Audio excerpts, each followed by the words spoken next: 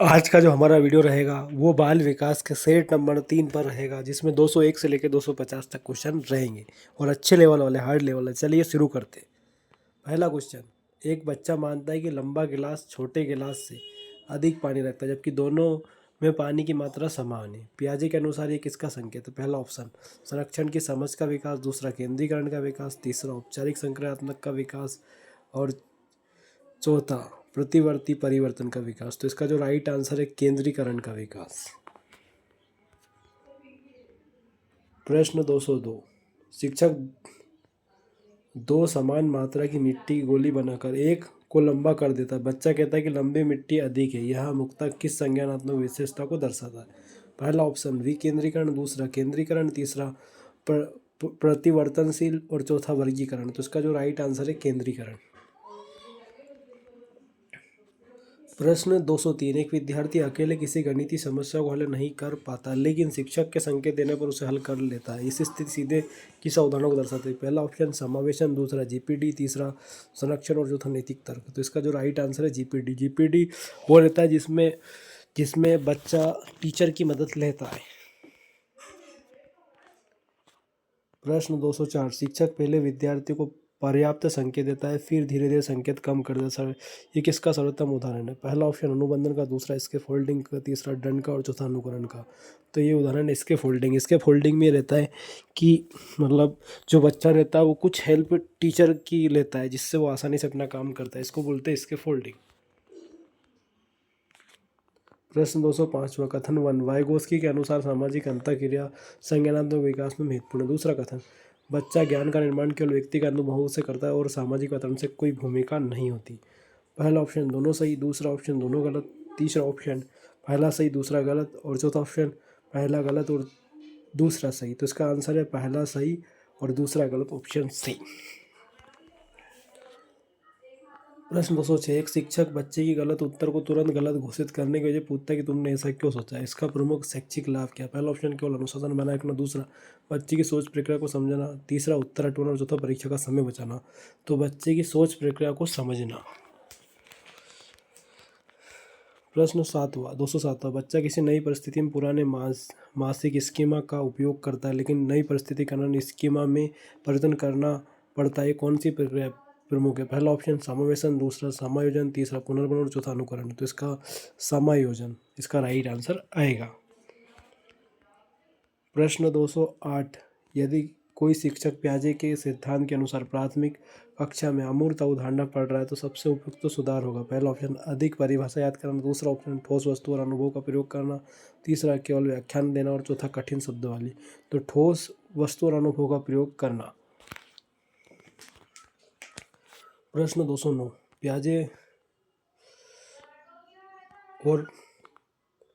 पियाजे और वाइगोस्की के दृष्टिकोण में प्रमुख अंतर क्या है? पहला ऑप्शन दोनों सामाजिक वातावरण को समान में थे, दूसरा पियाजे व्यक्तिगत संज्ञानात्मक निर्माण और वाइगोस्की सामाजिक संस्कृति अंतर्क्रिया पर जोर देता है, और सी दोनों केवल जैविक पर जोर देते हैं, और डी वाइगोस्की सीखने का महत्व नहीं देते। तो ऑप्शन बी आएगा। पियाजे जो रहता है वो व्यक्तिगत संज्ञानात्मक निर्माण पर और वाइगोस्की सामाजिक और सांस्कृतिक अंतर्क्रिया पर अधिक जोर देते हैं।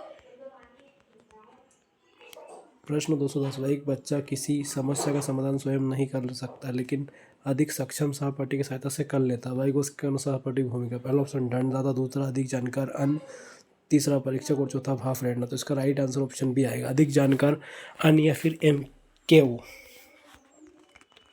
प्रश्न 211। यदि शिक्षक केवल वही कार्य करता है जिससे बच्चा पहले से ही स्वतंत्र रूप से कर सकता है तो जीपीटी का उपयोग। पहला ऑप्शन प्रभावी ढंग से नहीं हो रहा, दूसरा नहीं हो रहा, अधिकतम हो रहा, तीसरा इसके फोल्डिंग के समान है। तो इसका प्रभावी ढंग से नहीं हो रहा है, इसका ऑप्शन बी प्रभावी ढंग से नहीं हो रहा है, यानी कि ऑप्शन बी आएगा। प्रश्न 212। एक विद्यार्थी कठिन कार्य को मिलने पर कहता है कि मैं कोशिश करके सीख सकता हूँ। ये कथन अवधारणा सबसे अधिक संबंधित है। पहला ऑप्शन स्थिर मानसिकता से, दूसरा विकासशील मानसिकता से, तीसरा भार नियंत्रण से और चौथा असहायता से। तो ये आएगा ऑप्शन बी, विकासशील मानसिकता से। प्रश्न 213।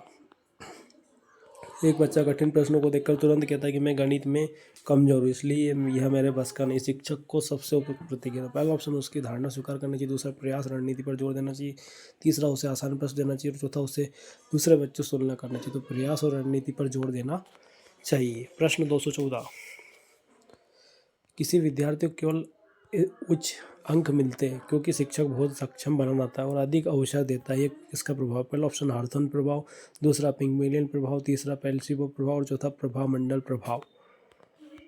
तो इसका राइट आंसर आएगा ऑप्शन बी, पिग्मेलियन प्रभाव। 215, शिक्षक की सकारात्मक अपेक्षा विद्यार्थी के प्रदर्शन को प्रभावित करती है। इसका सबसे उचित निष्कर्ष क्या? पहला ऑप्शन, अपेक्षा हमेशा सही होती है। दूसरा, शिक्षक की अपेक्षा कक्षा में अंत क्रिया को प्रभावित कर सकती है। दूसरा, केवल बौद्धिक प्रदर्शन पर। और तीसरा, अपेक्षा का कोई प्रभाव नहीं। तो ऑप्शन बी राइट, शिक्षक की अपेक्षाएं कक्षा क्रिया को प्रभावित कर सकती है।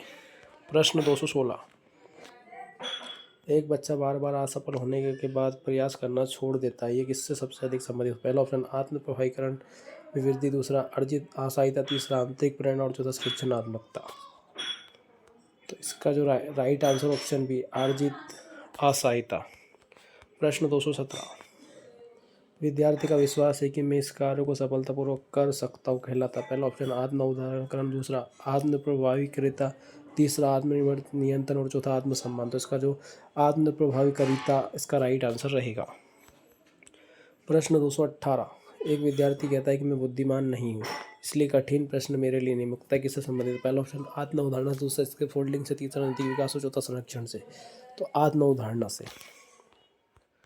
प्रश्न 219, यदि बच्चा अपने बारे में नकारात्मक धारणा बना लेता है तो बार बार असफलता की अपेक्षा करता है तो शिक्षक को सबसे उचित कदम? पहला ऑप्शन, अधिक दंड देना चाहिए, दूसरा क्रमिक सफलता का अवसर प्रदान करना चाहिए, तीसरा उसे कक्षा से अलग करना चाहिए, चौथा उसकी तुलना श्रेष्ठ विद्यार्थी से करना चाहिए। तो क्रमिक सफलता के अवसर प्रदान करना चाहिए। प्रश्न 220, कथन, बच्चों की गलतियां अनेक मानसिक मॉडल के बारे में महत्वपूर्ण जानकारी देती है, दृष्टिकोण किसे सर्वाधिक मेल खाता है? पहला ऑप्शन, रचनावादी से, दूसरा कठोर व्यवहारवाद से, तीसरा दंड सिद्धांत से और चौथा केवल परिपक्वता सिद्धांत। तो इसका जो राइट आंसर रचनावाद से मेल खाता है। प्रश्न 221, एक शिक्षक विद्यार्थियों से पूछता है कि यदि पृथ्वी पर गुरुत्वाकर्षण अचानक आधा हो जाए तो क्या होगा? अपने तर्क के साथ बताइए। प्रश्न मुक्ता किस क्षमता को बढ़ाता है? पहला ऑप्शन, यांत्रिक स्मृति को, दूसरा उच्च स्तरीय चिंतन को, तीसरा केवल पहचान को और चौथा केवल अनुकरण को। तो इसका जो राइट आंसर है उच्च स्तरीय चिंतन को बढ़ावा देता है। प्रश्न 222, निम्न में से कौन सा प्रश्न अपसारी चिंतन को सबसे अधिक बढ़ावा देता है? पहला ऑप्शन, भारत की राजधानी का, दूसरा 5 × 5 कितना होता है, तीसरा पानी बचाने के लिए कितने अलग तरीके से सुझा सकते, और डी, पौधों को हरा रंग किस कारण होता है? तो ऑप्शन सी आएगा, पानी बचाने के अलग तरीके इस प्रकार सुझा सकते। प्रश्न 223, एक विद्यार्थी किसी समस्या कई संबंधित समाधान प्रस्तुत करता है, शिक्षक को इसे मुक्ता के स्वरूप में देखना चाहिए। पहला ऑप्शन, भ्रम, दूसरा सृजनात्मकता, तीसरा अनुशासनहीनता, चौथा स्मृति दोष। तो इसे सृजनात्मकता के तौर पर लेना चाहिए, यानी कि बच्चे कई समस्या को कई तरीके से उसका समाधान निकाल लेते हैं, मतलब एक समस्या के अनेक समाधान। प्रश्न 224, गार्डनर के अनुसार किसी बच्चे का संगीत की धुन ले और स्वर को आसानी से पहचानना किस बुद्धि से संबंधित? पहला ऑप्शन, भाषाई, दूसरा संगीतिक, तीसरा तार्किक और चौथा स्थानिक। तो इसका आएगा सांकेतिक बुद्धि, यानी कि संगीत वाली बुद्धि है। प्रश्न 225, कोई बच्चा समूह के सदस्यों की भावनाओं को समझकर उन्हें सहयोग करने को प्रेरित करता है, किस बुद्धि संकेत? पहला ऑप्शन, अंतर्व्यक्ति, दूसरा अंतर्व्यक्ति, तीसरा प्रकृति और चौथा शरीर गति संवेदी। तो ऑप्शन ए आएगा, अंतर्व्यक्ति। प्रश्न 226, स्वयं की शक्तियाँ, कमजोरी और भावनाओं को समझने की क्षमता। पहला ऑप्शन, अंतर्व्यक्तित्व बुद्धि, दूसरा अंतर्व्यक्तित्व बुद्धि, तीसरा सांकेतिक बुद्धि और चौथा स्थानिक। तो अंतर्व्यक्तित्व बुद्धि मतलब खुद में समाहित। प्रश्न 227, यदि विद्यालय में किसी बच्चे को केवल इसलिए कमजोर मान लिया जाता है क्योंकि वो अंक कम है तो शिक्षक को महत्वपूर्ण तथ्य किसकी उपेक्षा कर रहा है? पहला ऑप्शन, बुद्धि के अनेक आयाम हो सकते, दूसरा सभी परीक्षा समान होती है, सी ऑप्शन, परीक्षा अनावश्यक है, और डी, अंक हमेशा गलत होते हैं। तो बुद्धि के अनेक आयाम हो सकते हैं। प्रश्न 228, निम्न में से कौन सा कथन भाव बुद्धि दृष्टिकोण में सबसे अधिक उपयोगी? पहला ऑप्शन, प्रत्येक बच्चे की निश्चित बुद्धि में होते, दूसरा बच्चों की विभिन्न प्रकार की क्षमताएं हो सकती, तीसरा आईक्यू सभी की क्षमता को दर्शाता है, और चौथा बुद्धि केवल गणित से मापी जा सकती है। तो बच्चों की विभिन्न प्रकार की क्षमताएं हो सकती है। प्रश्न 229, एक शिक्षक केवल लिखित परीक्षा के आधार पर बच्चे की क्षमता तय करता है, सबसे उचित आलोचना क्या होगी? पहला ऑप्शन, लिखित परीक्षा हमेशा अमान होती। दूसरा, क्षमता के अनेक आयाम हो सकते हैं जिनमें एक परीक्षा नहीं दर्शा सकती। सी, सभी बच्चों के समान अंक मिलने से डी, मूल्यांकन कोई आवश्यकता नहीं।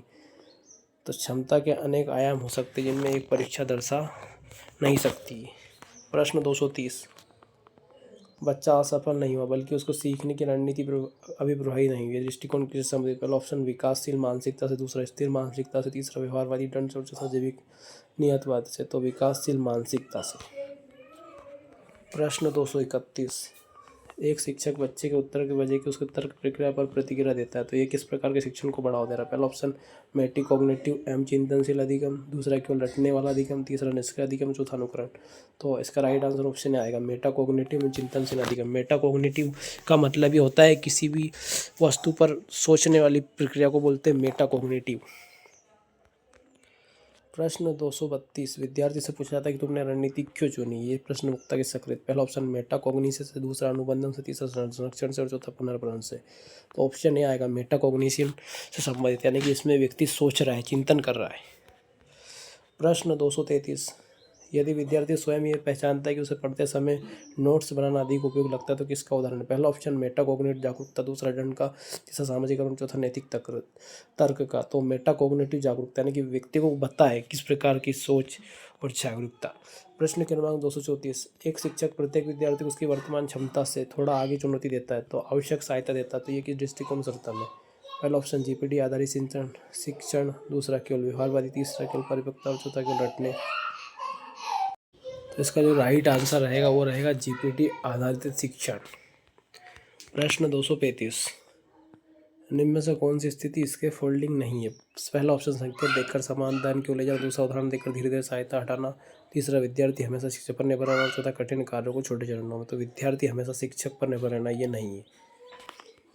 प्रश्न 236, एक बच्चा पहले पूरे हाथ से पेंसिल पकड़ता, बाद में उंगली को सूक्ष्म गति से पकड़ना सीखता, दर्शाता। पहला ऑप्शन, सामान्य से विशिष्ट की ओर। दूसरा, केवल सामाजिक विकास। तीसरा, अंतिक विकास। और चौथा, औपचारिक चिंतन। तो सामान्य से विशिष्ट की ओर। प्रश्न 237, विकास एक एकीकृत प्रक्रिया है, इसका अर्थ? पहला ऑप्शन, विकास विभिन्न आयाम एक दूसरे से प्रभावित करते हैं। दूसरा ऑप्शन, केवल शारीरिक विकास पर महत्वपूर्ण। तीसरा, संज्ञानात्मक विकास। सामाजिक विकास अलग है। और डी, भावना सीखना प्रभावित नहीं होती। तो विकास की विभिन्न आयाम एक दूसरे को प्रभावित करते हैं।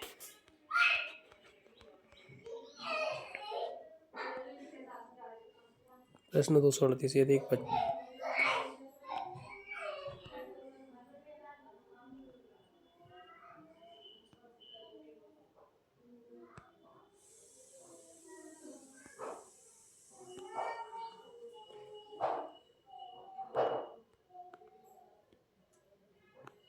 यदि एक बच्चा घर में तनावपूर्ण वातावरण के कारण कक्षा में ध्यान केंद्रित नहीं कर पा रहा, शिक्षक को पहला ऑप्शन, केवल दंड देना चाहिए। दूसरा, उसके सामाजिक भावनात्मक संदर्भ को समझना चाहिए। तीसरा, उसे कमजोर घोषित करना चाहिए। चौथा, उसे कक्षा से बाहर करना चाहिए। तो उसके सामाजिक और भावनात्मक संदर्भ को समझना चाहिए। प्रश्न 239, वंशानुक्रम क्षमता की सीमा निर्धारित कर सकता है लेकिन वातावरण उसके विकास को प्रभावित करता है, कथन किससे दृष्टिकोण दर्शाता है? पहला ऑप्शन, वंशानुक्रम वातावरण की अंतःक्रिया। दूसरा, केवल वंशानुक्रम। तीसरा, केवल वातावरण। चौथा, केवल परिपक्वता। तो वंशानुक्रम और वातावरण की अंतःक्रिया। प्रश्न 240, बालक के विकास को केवल वंशानुक्रम को समझना क्यों अपर्याप्त? पहला ऑप्शन, केवल अनुभव वातावरण के विकास को प्रभावित करते। दूसरा, क्योंकि वंशानुक्रम कोई महत्व नहीं। तीसरा, क्योंकि सभी बच्चे समान हैं। और डी, क्योंकि विकास केवल विद्यालय में होता है। तो क्योंकि अनुभव वातावरण विकास को प्रभावित करते हैं।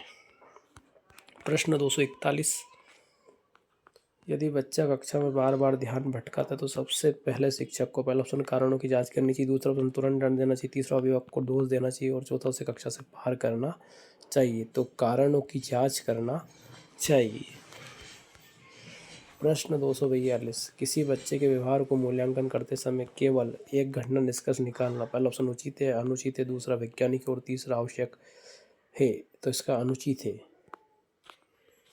प्रश्न 243, बाल व्यवहार को समझने का सबसे उपयुक्त तरीका, पहला ऑप्शन, संदर्भ और परिस्थितियों को ध्यान में रखना। दूसरा, केवल अंक देना। तीसरा, केवल परीक्षा लेना। और चौथा, केवल सहपाठियों की शिकायत सुनना। तो ऑप्शन ए, संदर्भ और परिस्थितियों को ध्यान में रखना।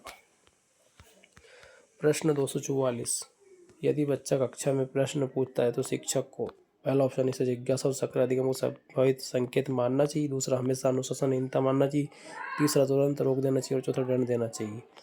तो जिज्ञासा और सक्रिय अधिगम का संभावित संकेत मानना चाहिए। प्रश्न 245, बाल केंद्रित शिक्षा में शिक्षक का सबसे महत्वपूर्ण कार्य। पहला ऑप्शन सीखने का वातावरण अवसर तैयार करना, बी हर उत्तर स्वयं बताना और सी बच्चों को चुप रखना और डी केवल परीक्षा लेना। तो सीखने और वातावरण का अवसर तैयार करना।